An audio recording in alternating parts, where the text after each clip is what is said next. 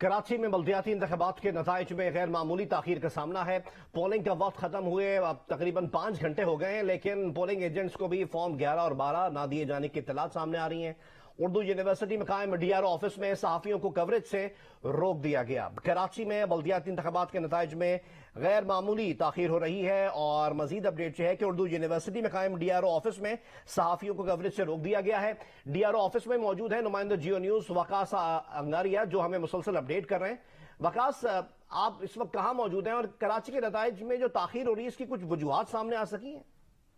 जी, इस वक्त जो है वो मैं डीआरओ ऑफिस साउथ जो वाईएमसी में कायम किया गया है, मैं वहां मौजूद हूं। और यहाँ पे जो है वो पोलिंग का अमल जब 5 बजे खत्म हुआ है तो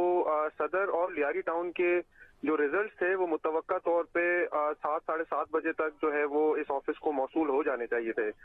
लेकिन ताखीर जो है वो होती रही, सुस्त रवि से जो है वो जो पोलिंग स्टेशन से रिजल्ट्स आते रहे। लेकिन उसमें सबसे इम्पोर्टेंट बात यह है कि जब इतनी ताखीर के बाद भी अभी डीआरओ साहब से और जब जो डीसी साहब हैं कैप्टन रिटायर्ड सईद लगारी साहब, उनसे बात हुई और जो डीआरओ हैं हमारी उनसे बात हुई, तो उन्होंने बताया कि अभी भी पॉसिबिलिटी है कि जो रिजल्ट्स हैं वो एक्सटेंड हो जाएं कोई 1:30-2 बजे तक। और उसकी जो वजूहात हैं वो अभी तक सामने नहीं आ सकी हैं। लेकिन अलबत्ता ये बताया जा रहा है कि जिस पोलिंग के अमले को आना था 8 साढ़े 8 बजे के करीब,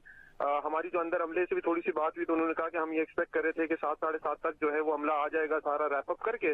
लेकिन वो अमला जो है वो 9 साढ़े 9 बजे के करीब आया है और उसके बाद फिर हमें उस तमाम रिजल्ट्स को कंसोलिडेट करने में, उसको फिर कंपाइल करने में और उसके बाद फिर अनाउंस करने में 1-1.5 जो है वो बच सकता है। जबकि यहाँ पर हम देखते हैं कि अभी तक लोग जो है वो रिजल्ट अनाउंसमेंट के लिए मीडिया खड़ी है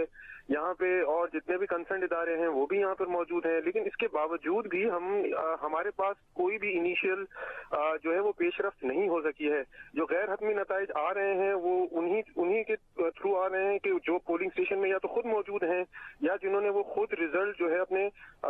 हाथों से या अपनी आंखों से देखा है और प्रिजाइडिंग ऑफिसर से लिया है। क्योंकि मैं खुद लियारी में मैं पूरा दिन कवर करता रहा हूँ, तो लियारी के भी हालात ये थे कि पोलिंग में तो लोग वोटर्स इतने वोट इतने कास्ट हुए ही नहीं है जिसपे जो अमले को जो है वो इतना मुश्किल होती काउंटिंग करने में। लेकिन जितना हमने ये देखा है ओवरऑल अमला जो है वो तैयार नहीं था, अमला जो है ट्रेन नहीं था, गिनती जो है वो उनसे नहीं हो पा रही थी सही। और उनके ऊपर जिस तरह उमूमन हम देखते हैं कि जो ट्रेन अमला होता है इलेक्शंस के जैसे ही आप वोट कास्ट कर लेते हैं तो उसके बाद फौरी तौर पे वो आपस में जो है वो जितने भी वहाँ पे पोलिंग एजेंट्स होते हैं उनको बिठा के जो है उनके सामने वोट काउंटिंग शुरू हो जाती है। लेकिन हमने यहाँ देखा था कि लियारी के अंदर